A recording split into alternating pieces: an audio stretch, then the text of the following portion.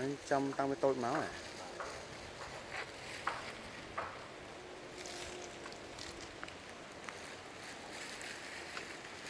Con nó xí lại cái gì đã phải đấy rồi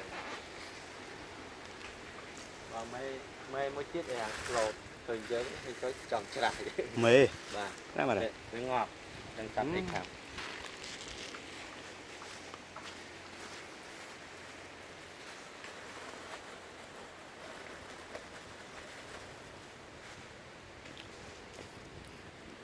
cái mấy bạn tới dấu tới trong nơi nó bây giờ chẳng lần nào sẽ miên nhẹ mà mớ lẻ cái đang chuẩn một tết nhé cho trận mở nhỉ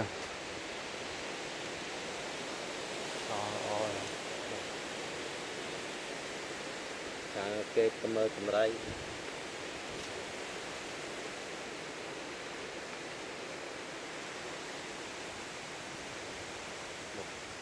một